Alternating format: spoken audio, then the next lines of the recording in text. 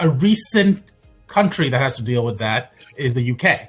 And Yes. for lack of a better term, and this is a technical term, but I believe in lawyerese we call it a shit show. So yes, that is the accurate term. Although less of a shit show this week than it was last week, to be honest. So. Exactly right. So can you talk to us about what happened to ease the shit show, if you will? Yeah, so Brexit is what we're all alluding to. And Brexit occurred on the end of December of 2020.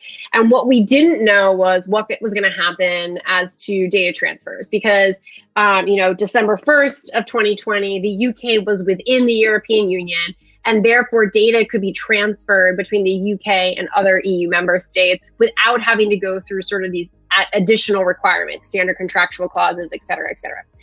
January 1st, we're outside of the EU. So the UK really had to reassess and renegotiate the way in which these data transfers were going to happen.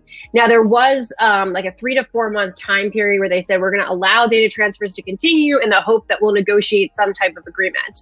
And so what we had last week was that the EU announced a draft UK adequacy decision. And so in essence, an adequacy decision is whereby the EU makes a determination that the third country, i.e. the UK, provides an adequate level of protection for personal data that's transferred to it. Now, this is not a surprise because the UK, as part of the EU at the time that the GDPR was passed, had to wholesale adopt the GDPR within its national legislation. So we have the UK Data Protection Act of 2018, which really is the GDPR in UK. So as we currently stand right now, there is an adequate level of protection. There's almost the same level of protection. The UK was under the EU Court of Justice's decision, so it had to comply with those. It hadn't sought any deviations or anything like that. And in fact, the UK's Data Protection Authority was one of the more robust data protection authorities out there, sort of pushing GDPR protections. So as it stands right now, it looks like we're going to get a breath of relief and basically be able to continue to transfer data between the UK and the EU. Two things to note, though, that I think are really important, sort of forward thinking. One is the UK to the US is a completely separate question, right? This is dealing with EU to the UK and back and forth. This has nothing to do with the United States. So if you are using the UK as a hub, which many life science companies based out of the United States have a significant presence within the UK, you're going to still have to deal with how we transfer data from the UK to the US.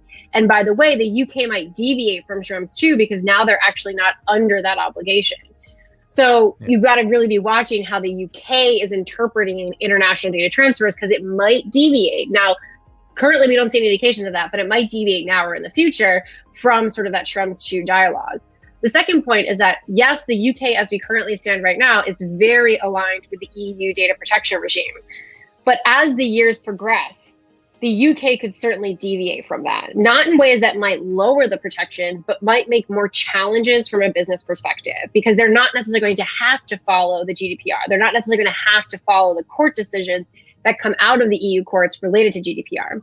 So it's important that you recognize that, yes, while the UK currently is very aligned, it's now another jurisdiction that we've got to be following as it relates to data transfers. So the complexity is slightly less because of the adequacy decision, but we still got to deal with it. There's got to be sort of a Brexit strategy and a strategy going forward of how you're going to handle the fact that these are now two distinctly separate regions and they could deviate from each other in how they treat privacy.